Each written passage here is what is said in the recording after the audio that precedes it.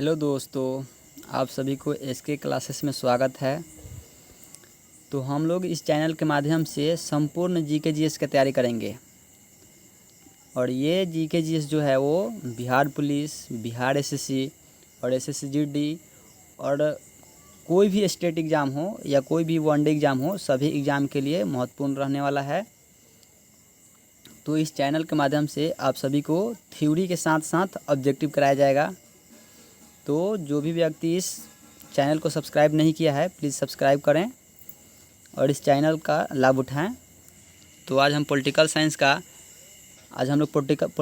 करेंगे और political science में संविधान देखेंगे। हम लोग संविधान के बारे में पढ़ेंगे, संविधान, कॉन्स्टिट्यूशन। ठीक, तो अब हम लोग स्टार्ट करते हैं। सभी के लिए बराबर कानून को संविधान कहते हैं। अब बोल देगा कि संविधान किसे कहते हैं, तो सभी के लिए बराबर कानून को क्या कहते हैं, संविधान कहते हैं। देश और राज्य का शासन कैसे चलेगा, देश और राज्य का शासन कैसे चलेगा, उसको चलाने के लिए जिस किताब का नाम है उसे कहते हैं भारतीय संविधान। यानी कि जो भारतीय संविधान है, इसी से हमारा जो भारत है इसी संविधान पे चलता है। इस किताब में 22 लेसन हैं। इस किताब में कितना लेसन है, तो 22 लेसन हैं। इसके लेसन को हम लोग भाग कहते हैं। इसके लेसन को हम लोग क्या कहते हैं, तो भाग कहते हैं। इसमें कुछ टॉपिक लिखे गए हैं जिसे हम लोग अनुच्छेद कहते हैं। जिसे क्या कहते हैं, अनुच्छेद कहते हैं। और कुल अनुच्छेद कितना है, तो कुल अनुच्छेदों की संख्या जो है वो 395 है। तो बोल दिया कि भारतीय संविधान में कितना भाग है, तो भारतीय संविधान में 22 भाग है। भारतीय संविधान में कितना भाग है, तो 22 भाग है। और भारतीय संविधान में कुल कितना अनुच्छेद है, तो 395। आगे देखते हैं हम लोग। तो हम लोग पहला भाग देखेंगे, भाग 1। तो जो भाग 1 है वो भाग 1 में अनुच्छेद 1 से 4 तक आता है। भाग 1 में अनुच्छेद 1 से 4 तक आता है। तो देखेंगे सबसे पहला भाग 1 में कौन आता है, तो ये 1 से 4 में कौन आता है, तो ये संघ और राज्य क्षेत्र। संघ और राज्य क्षेत्र भाग 1 में आता है। तो अनुच्छेद 1 देखेंगे हम लोग। तो अनुच्छेद 1 है भारत राज्यों का संघ है। यानी भारत क्या है, राज्यों का संघ है। अर्थात इसके राज्य कभी भी टूटकर अलग नहीं हो सकता है। किसका, तो ये राज्य जो भारत है, भारत राज्यों का संघ है, अर्थात इसके राज्य कभी भी टूटकर अलग नहीं हो सकते हैं। अगला है परिसंघ। तो परिसंघ क्या होता है, तो परिसंघ के बारे में देखेंगे हम लोग। तो जो परिसंघ है, परिसंघ उसे कहते हैं जिसमें छोटे छोटे राज्य आपस में जुड़कर और अपनी थोड़ी थोड़ी शक्तियाँ केंद्र सरकार को देकर एक देश का निर्माण करती है। यानी कि बोल रहा है कि जो परिसंघ है, तो जिसमें छोटे छोटे राज्य मिलकर क्या करते हैं, छोटे छोटे राज्य मिल करके, छोटे छोटे राज्य आपस में जुड़कर अपनी थोड़ी थोड़ी शक्तियाँ, ये नहीं कि पूरा शक्ति नहीं, छोटे छोटे राज्य आपस में जुड़कर और अपनी थोड़ी थोड़ी शक्तियाँ क्या करते हैं, केंद्र सरकार को दे करके एक देश का निर्माण करते हैं। तो देश का निर्माण कौन करता है, तो राज्य करता है। तो राज्य कैसे करता है, यानी कि छोटे छोटे राज्य क्या करता है, आपस में मिल जाता है और अपनी थोड़ी थोड़ी शक्ति क्या करता है, केंद्र सरकार को दे करके एक देश का निर्माण करता है। परिसंघ बहुत ही कमज़ोर होता है। जो परिसंघ होता है, तो परिसंघ क्या होता है, बहुत ही कमज़ोर होता है। इससे कोई भी देश आसानी से अलग हो जाता है। क्या होता है, इससे कोई भी देश आसानी से अलग हो जाते हैं। किससे, तो परिसंघ से। परिसंघ क्या होता है, तो बहुत ही कमज़ोर होता है। आगे देखेंगे हम लोग संघ के बारे में। तो जो संघ है, तो राज्य मिलकर एक देश का निर्माण करता है। का, तो राज्य मिलकर एक देश का निर्माण करता है। किसका, तो देश का। कौन, तो राज्य मिलकर एक देश का निर्माण करता है। और हर राज्य अपनी कुछ शक्तियाँ देश को दे देता है। और क्या करता है, तो हर राज्य अपनी कुछ शक्तियाँ देश को दे देता है। और देश को कहते हैं कि आप इस शक्तियों का प्रयोग करें। और देश को क्या कहा जाता है, देश को कहा जाता है कि आप इन शक्तियों का क्या करें, प्रयोग करें। इससे भी कोई भी राज्य अलग हो सकता है। और संघ से भी क्या करता है, कोई भी राज्य अलग हो सकता है। तो आगे आते हैं हम लोग संघ के बारे में। तो फिर बोल रहा है कि इसके राज्य कभी अलग नहीं हो सकते हैं। किसके, तो संघ के। संघ के राज्य कभी भी अलग नहीं हो सकते हैं। यूनियन जो है, तो यूनियन का जो है, यूनियन यानी संघ, इसके राज्य कभी भी अलग नहीं हो सकते हैं। किसके, यूनियन के। अमेरिका एक फेडरेशन है, अमेरिका एक फेडरेशन है और भारत एक यूनियन है। भारत क्या है, तो भारत एक यूनियन है। भारत क्या है, तो भारत एक यूनियन है। आगे देखते हैं हम लोग अनुच्छेद 2। अनुच्छेद 1 देख लिए लोग, अब अनुच्छेद 2 देखते हैं। तो अनुच्छेद जो 2 है वो क्या कहता है, संसद को यह अधिकार है, तो संसद जो है उसको यह अधिकार है कि भारत के बाहर कोई देश है तो उसे भारत में मिला सकता है। संसद को यह अधिकार है कि भारत के बाहर कोई देश है तो उसे भारत में मिला सकता है। कौन? संसद। या किसी देश का कोई टुकड़ा है तो भारत में मिलना चाहता है, यानी कि कोई देश का टुकड़ा है जो भारत में मिलना चाहता है उसे क्या कर सकता है, मिला सकता है। कौन? तो संसद। अनुच्छेद 2 कहता है कि संसद राष्ट्रपति के पूर्व अनुमति यानी सूचना पर किसी विदेशी राज्य को भारत में मिला सकती है। जैसे सिक्किम, जो सिक्किम है क्या है, ये इसको भारत में मिलाया गया है, भारत में इसे एक राज्य का दर्जा दिया गया है। तो इसके आगे देखते हैं हम लोग। जैसे में सिक्किम का एग्जाम्पल आ गया, जैसे में सिक्किम का किसका, तो जैसे में सिक्किम का एग्जाम्पल आ गया, बोल रहा है कि सिक्किम इसके लिए 35वां संविधान संशोधन 1974 यानी कि 35वां संविधान संशोधन 1974 में करके सिक्किम को सह राज्य बनाया गया। क्या बनाया गया? तो सिक्किम को सह राज्य बनाया गया था। इसके लिए संविधान में एक स्पेशल अनुच्छेद 2 की क जोड़ा गया है। कौन जोड़ा गया है? तो अनुच्छेद 2 का क जोड़ा गया था। लेकिन फिर सिक्किम को 36वां संविधान संशोधन में, किसको? तो सिक्किम को 36वां संविधान संशोधन 16 मई 1975 के द्वारा भारत का 22वां राज्य बनाया गया। कौन सा राज्य बनाया गया? तो 22वां राज्य बनाया गया। कौन संविधान संशोधन? तो 36वां संविधान संशोधन 16 मई 1975 के द्वारा भारत का 22वां राज्य बनाया गया। किसको? तो सिक्किम को। आगे देखते हैं। तो इसके बाद आता है अनुच्छेद 3। तो अनुच्छेद 3 क्या कहता है? तो अनुच्छेद 3 में यह बताया गया है कि संसद, जो संसद होता है, तो संसद राष्ट्रपति के पूर्व अनुमति से भारत के किसी भी राज्य को बिना उसके अनुमति से, यानी कि किसी भी राज्य को नाम, सीमा, क्षेत्र में परिवर्तन कर सकता है। यानी कि जो संसद है, तो संसद राष्ट्रपति के पूर्व अनुमति से भारत के किसी भी राज्य को बिना उसके अनुमति यानी कि नाम, सीमा, क्षेत्र में परिवर्तन कर सकती है। जैसे में एमपी जो है मध्य प्रदेश, तो मध्य प्रदेश का किया गया, छत्तीसगढ़ है उसको मध्य प्रदेश से 1 नवंबर 2000 को क्या किया गया, इसको हटा दिया गया, अलग कर दिया गया।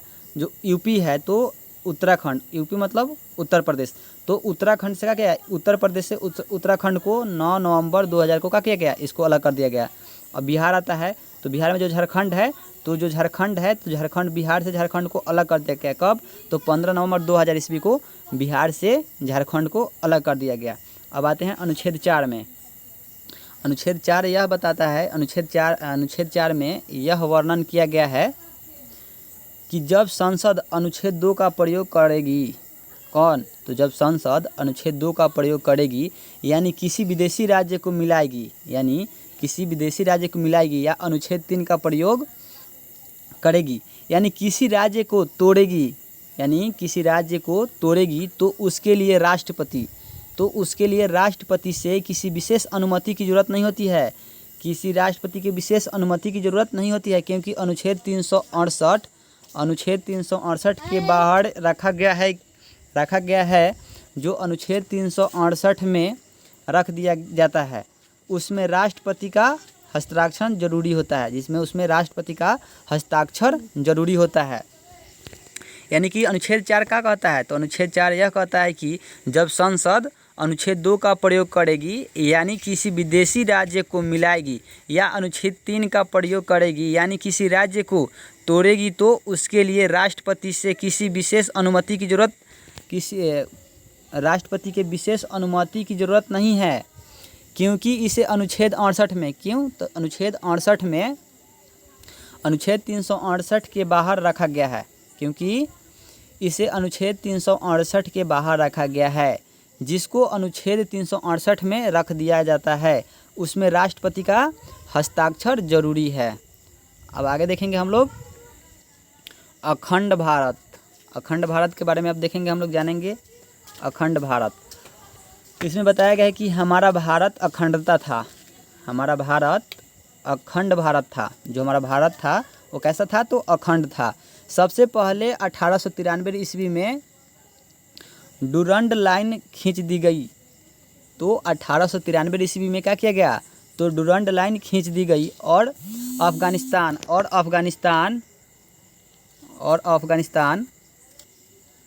तो सबसे पहले 1893 में डुरंड लाइन खींच दी गई और अफगानिस्तान अलग हो गया। और अफगानिस्तान क्या हुआ, अलग हो गया। डुरंड लाइन कब खींचा गया, तो 1893 ईस्वी में, और अफगानिस्तान अलग हो गया। यह अखंड भारत का पहला टुकड़ा था। यह कौन था, तो अखंड भारत का पहला टुकड़ा था। अखंड भारत का दूसरा टुकड़ा देखेंगे अब। अखंड भारत का दूसरा जो टुकड़ा हुआ था वो 1935 ईस्वी में म्यांमार यानी कि बर्मा हुआ था। यानी कि पूछ देगा कि जो ये अखंड भारत का पहला टुकड़ा कब हुआ था, तो 1893 ईस्वी में डुरंड लाइन खींच दी गई और अफगानिस्तान क्या हुआ, अलग हो गया। और फिर अखंड भारत का दूसरा टुकड़ा 1935 ईस्वी में म्यांमार यानी कि वर्मा, म्यांमार को और वर्मा नाम से जानते हैं, अलग हो गया।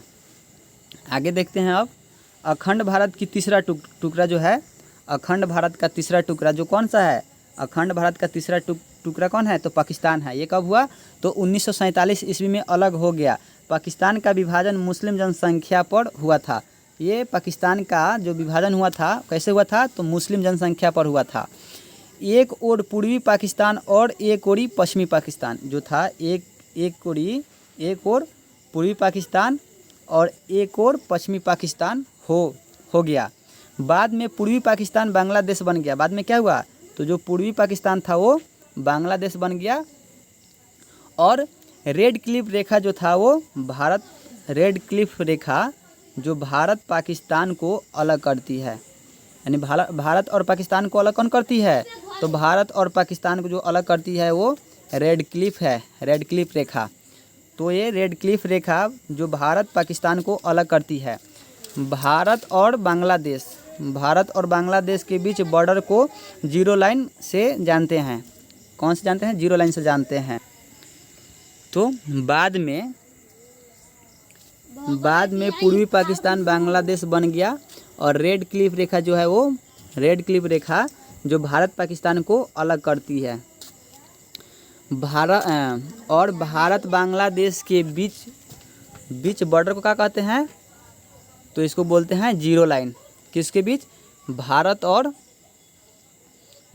और बांग्लादेश के बीच जो बॉर्डर है उसको जीरो लाइन बोलते हैं। क्या बोलते हैं, जीरो लाइन बोलते हैं, जीरो लाइन के नाम से जानते हैं। अब आगे देखेंगे हम लोग। अंग्रेज़ों ने देसी रियासत को 3 विकल्प दिया। जो अंग्रेज़ था तो अंग्रेज़ों ने देसी रियासत को 3 विकल्प दिया। कौन कौन, तो पहला था पाकिस्तान में मिल जाए, दूसरा था भारत में मिल जाए, तीसरा था स्वतंत्र देश बनावे। यानी कि जो अंग्रेज़ था तो अंग्रेज़ों ने देसी रियासत को 3 विकल्प दिया था। पहला विकल्प था पाकिस्तान में मिल जाए, दूसरा था भारत में मिल जाए, तीसरा था स्वतंत्र देश बनावे। आगे देखेंगे अब कि जब देश आज़ाद हुआ तो भारत में 552 से अधिक का थी देसी रियासत थी। यानी कि जब देश आज़ाद हुआ तो भारत में 552 से अधिक देसी रियासत थी।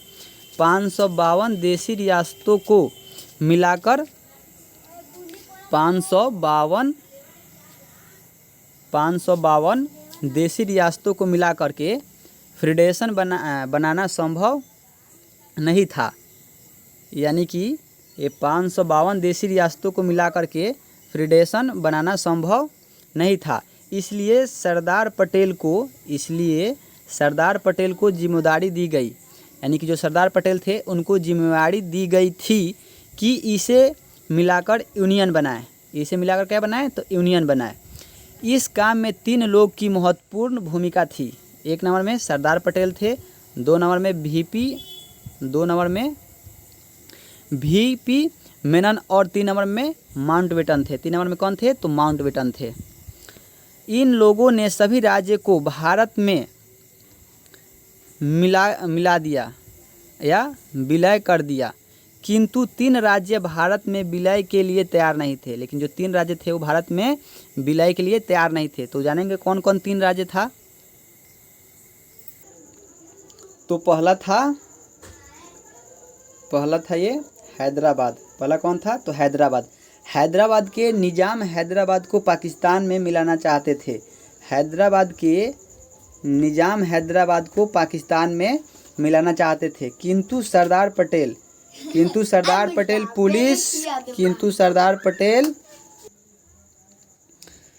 तो ये जो सरदार पटेल थे, तो सरदार पटेल ने पुलिस की वर्दी में सेना भेजा। जो सरदार पटेल थे वो पुलिस की वर्दी में सेना भेजा, जिसे ऑपरेशन पोलो कहा गया। जिसे क्या कहा गया? ऑपरेशन पोलो। इसी के तहत हैदराबाद को भारत में मिला लिया गया। इसी के तहत क्या किया गया? तो हैदराबाद को भारत में मिला लिया गया। और जो दूसरा राज्य था वो जूनागढ़ था। दूसरा राज्य कौन था? तो जूनागढ़ जो था, तो यह गुजरात का एक रियासत था। जो जूनागढ़ था वो गुजरात का एक रियासत था, जो पाकिस्तान में जाना चाहता था। जो कहाँ जाना चाहता था? तो पाकिस्तान में। किंतु सरदार पटेल ने जनमत संग्रह करा करके उसे भारत में मिला लिया। तो पूछेगा वो कि जो जूनागढ़ गुजरात राज्य का एक रियासत था, जो पाकिस्तान में जाना चाहता था, किंतु कौन? तो किंतु सरदार पटेल ने जनमत संग्रह करा करके। तो बोले कौन संग्रह करा करके? तो जनमत संग्रह करा करके उसे भारत में मिला लिया। आगे देखते हैं तीसरा कौन सा राज्य? तीसरा है जम्मू कश्मीर। तीसरा कौन सा राज्य है? तो तीसरा राज्य है जम्मू कश्मीर। यहाँ की जनता मुस्लिम थी। कहाँ की? जम्मू कश्मीर की जो जनता थी वो क्या थी? तो मुस्लिम थी। लेकिन राजा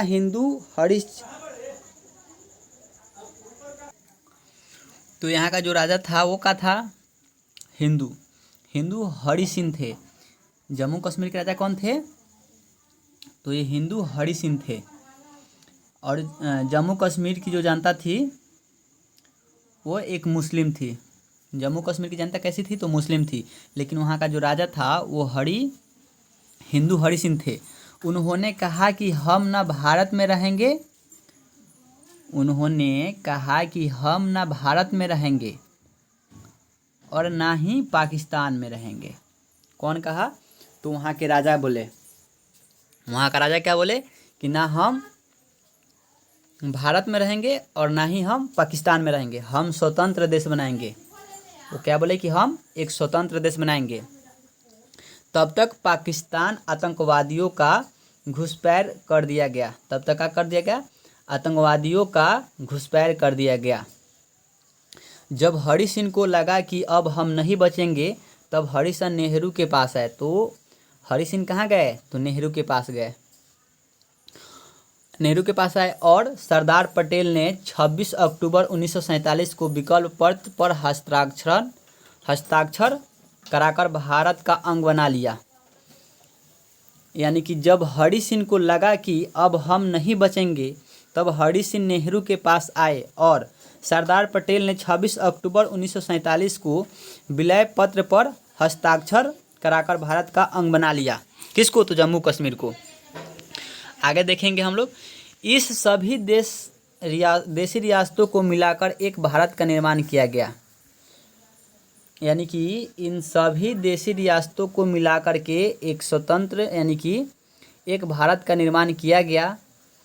इस भारत को 4 राज्यों ABCD में बांटा गया। तो अब देखेंगे कि A में किसको रखा गया, B में किसको रखा गया और C में किसको रखा गया तथा D में किसको रखा गया। तो जो A है, तो A में वह राज्य जहां अंग्रेजों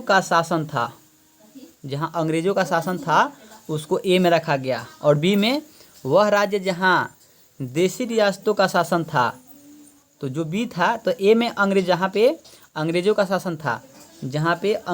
शासन था उसको A में रखा गया। जहाँ पे देशी रियासत का शासन था उसको B में रखा गया। और आगे देखेंगे C में किसको रखा गया, तो वह बड़े शहर जहाँ अंग्रेज केवल उस शहर पर कब्जा किए थे उसको C में रखा गया। वह बड़े शहर जहाँ अंग्रेज केवल उस शहर पर कब्जा किए थे, उसको सी में रखा गया। और डी में केंद्र शासित प्रदेश, तो केंद्र शासित प्रदेश को डी में रखा गया। अब आगे है एसके धर कमेटी। अब एसके धर कमेटी क्या है, तो जो एसके धर कमेटी है इसके बारे में जानेंगे।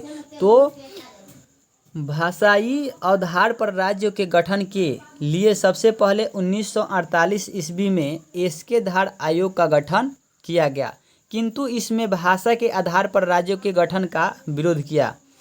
जो ये है भाषाई आधार पर राज्यों के गठन के लिए सबसे पहले 1948 ईस्वी में एसके धर आयोग का गठन किया गया, किंतु इसमें भाषा के आधार पर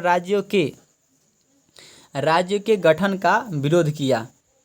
आगे देखते हैं। तो आगे है जेवीपी समिति है। तो जेवीपी समिति किसका कौन किया था, इसका गठन कौन किया था, तो ये जवाहरलाल नेहरू और पताभी सीता रमैया और सरदार पटेल तीनों मिलकर किए थे। क्या चीज़, तो वीपी समिति।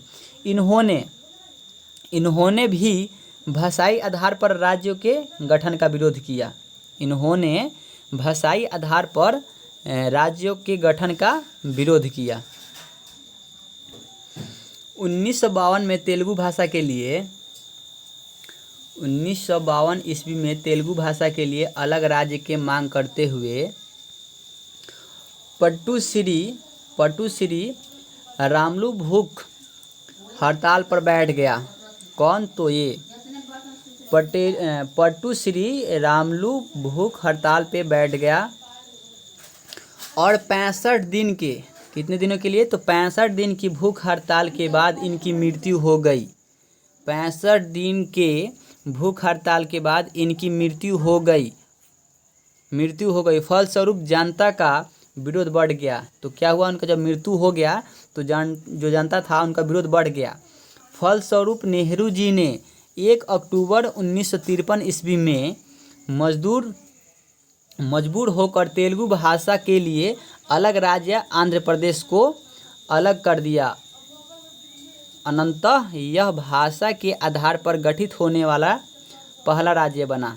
भाषा के आधार पर गठित होने वाला पहला राज्य कौन बना, तो ये भाषा के आधार पर गठित होने वाला पहला राज्य बन गया। अगला आगे देखेंगे कि भाषाई आधार पर राज्यों को गठन के लिए भाषाई आधार पर राज्यों को गठन होने के लिए 1953 में फजल अली आयोग गठन किया गया। तो फजल अली आयोग गठन किया गया कब, तो 1953 ईस्वी में। इसने अपनी रिपोर्ट 1956 में दिया और भाषाई आधार पर राज्यों को कानूनी मान्यता दे दिया।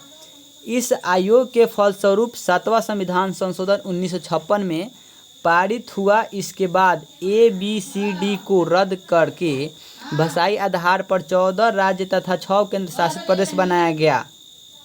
आगे देखते हैं अब। तो जो है पंजाब, तो पेप्सू जो है तो पेप्सू का देखेंगे, partial east Punjab state union, यानी कि पंजाब राज्य का पूर्ण गठन सह आयोग के सिफारिश पर हुआ। यानी कि पेप्सू 4 भाग में टूट गया। जो पेप्सू था कितने भागों में टूट गया, 4 में। कौन कौन, पहला था हिमालय, तो हिमालय से हो गया ये हिमाचल प्रदेश। हिंदी, तो हिंदी से हो गया हरियाणा। पंजाबी, तो पंजाबी से हो गया पंजाब। और आगे देखते हैं यूटी, तो यूटी से क्या हो गया, यूटी से हो गया ये चंडीगढ़। 4 में टूट गया और यूटी से चंडीगढ़ हो गया। इस प्रकार भारत का एक विशाल साम्राज्य जो सिमट कर इतने में रह गया, जिसे 28 राज्य तथा 7 केंद्र शासित प्रदेश बन गया। यानी कि बोल रहा है इस प्रकार भारत का एक विशाल साम्राज्य, इस प्रकार भारत का एक विशाल साम्राज्य जो सिमट कर इतने में रह गया, जिसमें 28 राज्य 7 केंद्र शासित प्रदेश बन गया। पहले केंद्र में 29 राज्य तथा 8 केंद्र शासित प्रदेश थे, लेकिन जम्मू कश्मीर से राज्य का दर्जा छीन लिया गया। क्या किया गया? तो जम्मू कश्मीर से राज्य का दर्जा छीन लिया गया और 28 राज्य बच गए। पहले 7 केंद्र शासित प्रदेश थे, लेकिन जम्मू कश्मीर लद्दाख को एक मिनट। तो पहले 7 केंद्र शासित प्रदेश थे, लेकिन जम्मू और लद्दाख को 2 केंद्र शासित प्रदेश बना देने से इनकी संख्या 9 हो गई। लेकिन एक डिसीजन लिया गया कि दादर नगर हवेली और दमन द्वीप को अलग है। यानी कि ये बोल रहे हैं कि पहले 7 केंद्र शासित प्रदेश थे, लेकिन जम्मू और लद्दाख को 2 केंद्र शासित प्रदेश बना देने से इनकी संख्या 9 हो गई। लेकिन एक डिसीजन लिया गया कि दादर नगर हवेली और दमन द्वीप 2 अलग हैं, इन्हें एक कर दिया गया। अब वर्तमान में 28 राज्य और 8 केंद्र शासित प्रदेश हैं। तो आज हम लोग इतना ही देखेंगे। अब इसके बाद आते हैं दूसरे वीडियो में। आप लोग इसको अच्छा से देखिए और अच्छा से चैनल से आप लोग लाभ उठाइए।